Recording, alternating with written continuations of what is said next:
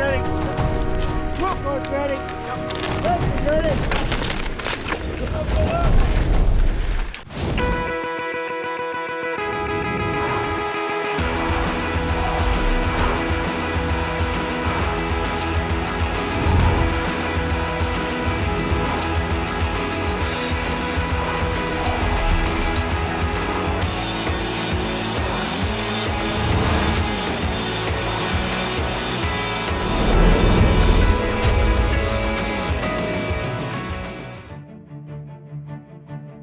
White Mountain National Forest in beautiful and charming New Hampshire, part of the Appalachian Trail and also home to Waterville Valley Ski Resort.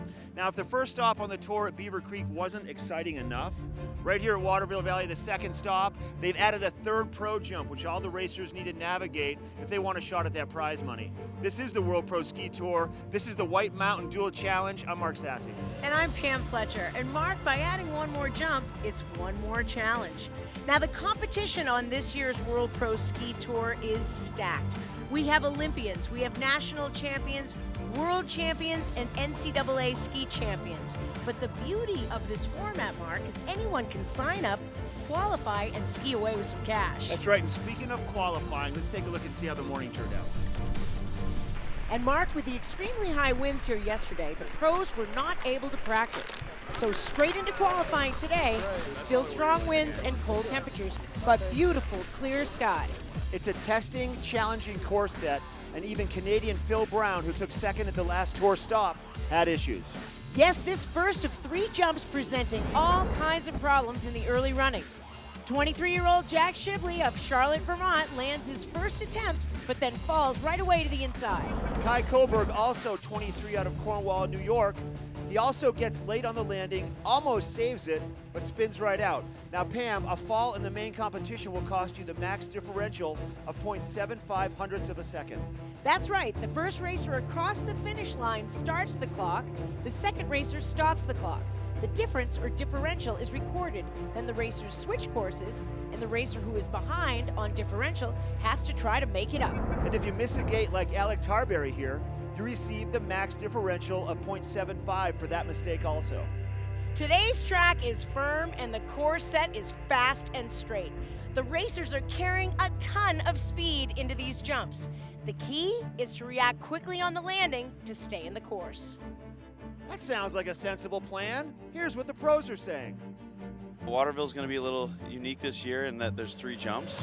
Looks like they are all pretty big jumps into the next turn, so I think the key today is going to be taking the airs really, really consistently and being supple when you get off them. Today we've got some, firm conditions, East Coast, cold, and it's going to be a ripper. But as challenging as today's course may be, the atmosphere is positive. It's just an awesome format. There's money on the line. Guys are intense. Everybody's like super cool and everybody's friendly. We all like each other, and that's what racing should be about. It should just be fun. After a challenging qualifying session, here's the round of 16. Qualifying at the top of the bracket, Robert Cohn, 26 years old, out of Killington, Vermont, fastest qualifying. And then at the very bottom of the bracket, qualifying second, Michael Ankeny out of Wayzata, Minnesota. Now right in the middle, notice Philip Rivet from Montreal, Canada. He qualified third. He is in the middle of the bracket on the lower half. And then Phil Brown, he finished second place in Beaver Creek from Toronto, Canada. He qualified fourth, so he is in the center of the bracket on the top. As you can see, qualifying well is important and such an advantage. It gives you the easiest path to get into the finals. Let's go to our highlights. First up, Robert Cohn makes easy work of Prescott McLaughlin and advances into the round of 8. Phil Brown comes out charging and just like a hot knife through butter, takes out Brian Francis. And we did have an upset. Third place qualifier Philip Rivet out of Toronto, Canada, gets taken out by the Prussian Russian Fedor Mayakov. And second in qualifying, Michael Ankeny smokes Jake Jacobs again with max advantage both runs. So that sets us up for some exciting quarterfinals from Waterville Valley. We'll be right back. Don't go away.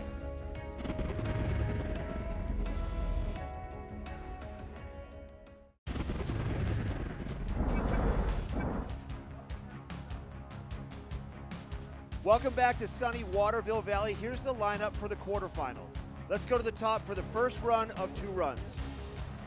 Number 50, NCAA GS champion Robert Cohn on the red course, and NCAA All-American Jay Ogle on the blue course. Right out of the gate, they're dead even, but watch Cohn working powerfully from edge to edge. Ogle trying to catch up, Cohn down first off the jump. Oh, getting a little bit flashy and sideways on those ruts. Jay Ogle scrambling to stay in this race. Coming down towards the bottom, Cohn, smooth, powerful, really riding the rut down through the bottom of these courses, and it's an easy victory for Cohn. Back to the top on the blue course, Phil Brown. He was just second in Beaver Creek, and he is on a mission. He's taking on Gabriel Coulet out of Chamonix, France on the red course. Gabriel Coulet, a 2-time winner of the Eastern NCAA circuit. Out of the gates they go. Looks like Phil Brown might have gotten a little bit of an edge on Coulet. Working hard, just trying to get as much power and energy as they can. Off the jump, dead even almost. Both of them charging hard. Those ruts are getting them tossed a little bit, but this is a great matchup. This is about as close as you're going to find in a World Pro Ski Tour race. Coming down to the final few gates here, straighten it out. Both looks like Coulet just by .08. Now at the starting gate on the red course, skiing out of Dartmouth College from Moscow, Russia, Fedor Mayakov against the junior national GS champion on the blue course, Kai Kullberg. Kullberg gets a jump over Mayakov right out of the start gate, but boy, does that make Mayakov mad. Look at him turn it on up here on the top. Really powerful, working those turns, and touches down first off the jump, and Kai's getting sideways trying to make up time. Kai was first out of the start gate. Now he is just scrambling to catch up to the Russian. But look at the Russian, just crushing it down here on the bottom. Nice and high with a hand block and across the finish line with no problem. Next up on the red course, last year's overall World Pro Ski Tour champion, Nolan Casper, winning over $25,000 in 2018. Taking on Michael Ankeny on the blue course. 4th place in Beaver Creek was Michael's last result. A lot of talent and experience in these two athletes. Right out of the start, you can see they were dead even. Ankeny really trying to power through, doing the cross blocking on the top. But here comes Casper, first off the jump, and trying to really work the turn. Notice Ankeny getting a little sideways and a little rough, and smooth skiing from Nolan Casper. Ankeny is on a mission to win, but will he pull it off? He's got to straighten it out on the bottom. It's going to be close, and it's Casper across the line.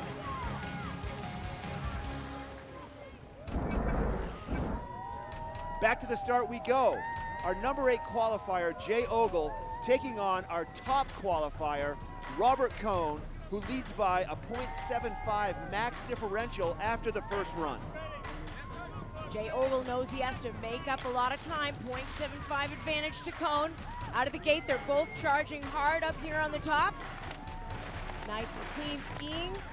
Coming into the jump, off the jump. Oh, looks like he hits his tip on the gate. Ogle's day is over. Here's the replay on what happened to Ogle coming in off the jump. Looks like he touches down, but cuts in too early, and the tip catches the pole, and he's out of the race. Consequently, Cohn gets a spot in the semifinal. So for our next heat, we have Gabriel Coulet on the blue course, qualifying 12th, Phil Brown on the red course, qualifying 4th, and Coulet goes into this heat with 0.08 of a lead on Phil Brown. And .08 is nothing in ski racing. Both of these guys are going to have to really fight and scramble to make up time. Brown right away, cross-blocking, getting those skis really close and tight to the pole. Off the jump first is Brown, and Coulet is trying to straighten it out. Brown is way out in front, and Coulet is out. And Phil Brown continues not knowing what happened behind him, but he's going to advance to the next round. Here's a replay. Coulet trying to go way too straight through the section, and he just can't keep it together. In the start gate now, it's the David and Goliath story. We have David, who is Kai Kullberg on the red course, taking on the giant Russian Fedor Mayakov on the blue. Right out of the start gate, the Russian is asleep, and Kai Kullberg tucking here on the top, trying to make up time. The Russian is scrambling over the first jump. Kai touches down first. Kai's having an amazing run. Clearly almost a gate ahead of Mayakov. Mayakov really trying to push hard and straighten it out down here on the bottom, and he misses the gate. The Russian can't believe it, and Kai can't believe it either. Kai takes the win. In the start gate now, everybody. This is going to be a good one. We have the Olympian Nolan Kasper with a .13 advantage after the first run over the U.S. ski team veteran Michael Ankeny. Both men juicing up those tails in the start gate. Both know how important it is to get out of there first. Nolan out in front a little bit, but Ankeny is not going to let that hold him back at all. Both of them cross-blocking to get those gates out of the way, get the skis close to the pole. Ankeny first off the first jump, out in front. Nolan's having to scramble, trying to catch up to Ankeny. Nolan Kasper is getting completely left behind. Ankeny is so far out in front, it'll be tough for Nolan to make up time. Ankeny crosses the line and takes the 4th spot in the semifinals. So our semifinals are set. This is what it looks like. The Tower of Power, Robert Cohn, 26-year-old out of Killington, challenging downtown Phil Brown. Then we also have the Pirate from Cornwall, New York, Kai Kullberg, challenging the Joker, Michael Ankeny. The semifinals of the White Mountain Dual Challenge of the World Pro Ski Tour will be back after this.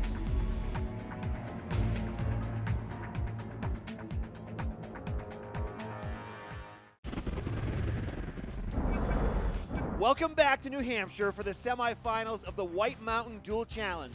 I'm Mark Sassy alongside Olympian Pam Fletcher, and here is the lineup for the semifinals. And Mark, it continues to be a cold but beautiful day at Waterville Valley. Here's what the pros are thinking ahead of these semifinals. It's nice and cold today, so it really firmed up. So it's really hard and fast snow. It's really icy and slick. Starting to get a little chewed up, especially on the blue side, and shadows are moving in onto the course. Yeah, having 3 jumps out here today, it's going to add another element of difficulty, but I think most of us here are well overqualified to perform under those conditions, so I think I think it'll be fine. So downtown Phil Brown, qualifying 4th year at Waterville Valley, 2nd place at Beaver Creek recently, taking on the NCAA GS champion Robert Cohn. And notice how the shadows have started to fill in on this course. That's going to make visibility a factor. Out of the gate, Cohn gets a great start over Brown. Brown's going to have to scramble to try and keep up with him. Cohn out in front, really charging, pushing hard. Off the first jump, it's Cohn who touches down first, but he gets a little wide. Brown is trying to fill it in. He's trying to straighten it out. Brown is digging for this one right here, everybody. And down on the bottom, it looks like Cohn out in front again, down here in the red course. Brown's trying to come on strong, but it's Cohn across the line. Michael Ankeny, who has something to prove since his 4th place finish at Beaver Creek, taking on the Pirate, Kai Kullberg from Cornwall, New York. Kai skied brilliantly in the round of 8 to make it to this next round. Michael, again, out of the start gate first. He knows how important it is to get as much speed as possible up here on the top. Both racers really pushing hard. Off the jump, it's Ankeny and Kai Kullberg touching down at the same time, but Kullberg gets tossed around in the ruts and off to the side. Now Michael continues to make up real estate on this course. Both coming down the bottom, Michael straightening it out to the finish and takes the lead. Shadows are taking over the course here at Waterville Valley, and this right here is for a spot in the finals. We have Phil Brown with a .391 deficit going up against Robert Cohn. And Cohn is out in front at the start. Brown knows he has to make up time. It's going to be a scramble from start to finish. Right now it looks like a drag race coming into the first jump. Brown touches down first, gets a little wild, Cohn as well, both trying to straighten things out. Cohn falling behind. Brown nice and smooth on the lower jump. Look at that crossblock, trying to keep his body right down the fall line, and Brown comes to the finish and takes it. And Brown, Phil Brown, is in the final again. And in this next semifinal round, Brown is rooting for Ankeny. So it'll be exciting. I think if he makes it to the final, it'll be his first time there, so it'll be fun. The pressure will be on him. So now we're ready for the second heat of the second semifinal. Kai Kullberg on the blue course, Michael Ankeny on red. Kullberg completely asleep in the start. What an advantage for Ankeny, who pulls out in front right from the get-go. Coming into the first jump, Ankeny powering hard, touches down first. Kai trying to scramble to catch up. Kai leaning a little bit to the inside, getting a little off. Ankeny in trouble as well. Kai just looks exhausted and completely beaten at this point. Look at how powerful Ankeny is on the bottom, coming down to the finish, and it's Ankeny across the line with an easy victory. And so our finals are set. Ankeny in his first appearance in a final with the World Pro Ski Tour up against Toronto's own Phil Brown. Stick around, we'll be right back.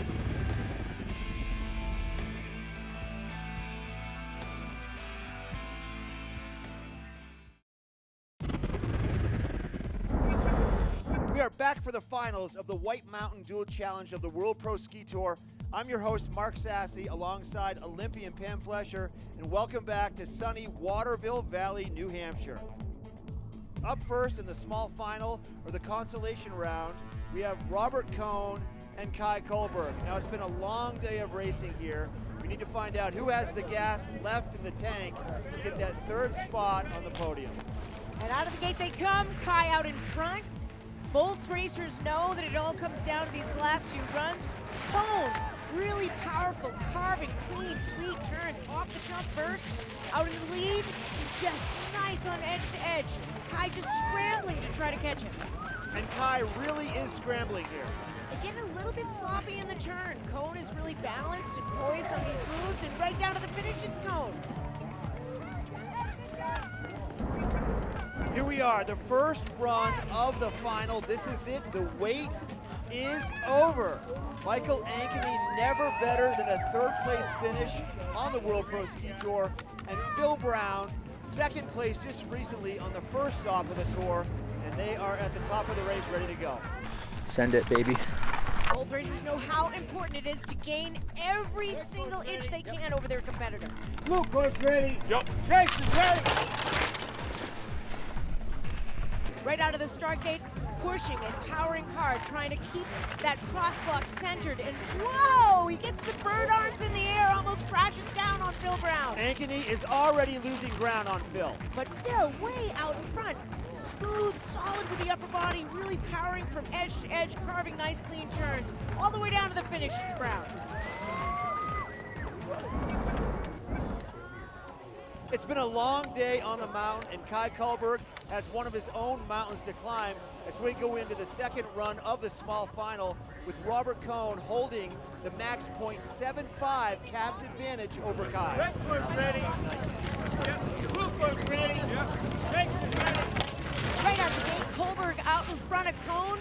He knows he has to make up time. He's got that .75 disadvantage on Cohn. Coming into the first jump, it's Kai off the jump. He is really making an effort, but get tossed, get sideways. What an amazing effort by Kai. Oh, he gets hooked Oh, up in the no! back seat of his tails, and he's down and out. No.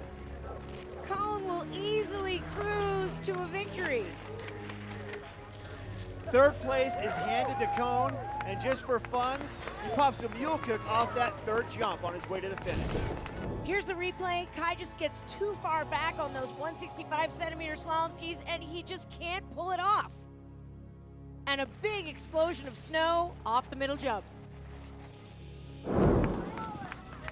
This is it, folks, the final run of the day. This one is for all the marbles. Downtown, Phil Brown smelling victory as he goes into this final run with a .52 advantage on the joker, Michael Ankeny. Can Michael Ankeny make it up on the red course? Look at the intensity in the start gate. Both of these racers know how important it is to get the jump on the other one from the start. Ankeny out in front. Brown knows he has some pad, but he's still gonna have to keep pace with Ankeny. It's gonna be a throw it all the way down the mountain kind of run here. Drag racing at its best. Ankeny down off the first jump first, but sideways twisted. Brown taking advantage. Ankeny, wow, gets a little sideways backwards, and he's down. It's done. And Brown cruising down to the bottom with a little 360 into the finish. The victor here in Waterville Valley. And here's a replay. Michael was going so well in this race, way out in front, then hits this panel, takes it with him off the jump in the back seat. No way to recover. He's sliding backwards down the mountain and out of the race. What a spectacular day here at Waterville Valley, and what a show for our spectators. Michael Ankeny finally shakes the monkey off his back and makes the top two. in a World Pro Ski Tour event, but it was the Canadian Phil Brown who qualified 4th earlier this morning and skied all the way to the top spot. Pam is with them now. What a race, duking it out to the finish. You just lost it on that one spot. Yeah, I actually straddled it. So I came in, Phil had a pretty good margin on me, so I knew I had to push it. So I was trying to risk it and was on the wrong side of the millimeter and ended up straddling, and then it whipped me around. But I think I redeemed myself by throwing an awesome spread eagle down here. So. Well, Phil Brown, wow, what a race today. Oh. Congratulations. Yeah, it was a crazy one today. I mean, nothing like I've ever been a part of, just having to go from behind, and then I was ahead in the last race. Still had to push against Michael, and he was a little bit ahead. I saw him go down, so I had some fun to the finish. Incredible competitions here at Waterville Valley with Michael Ankeny in second place and downtown Phil Brown taking the win. Yeehaw. Awesome. And there are 4 very happy ski racers enjoying the Corbel, California Champagne celebration. Thank you for joining us. For Pam Fletcher and our entire crew, I'm Mark Sassy. This has been a presentation of CBS Sports Network, the 24-hour home of CBS Sports.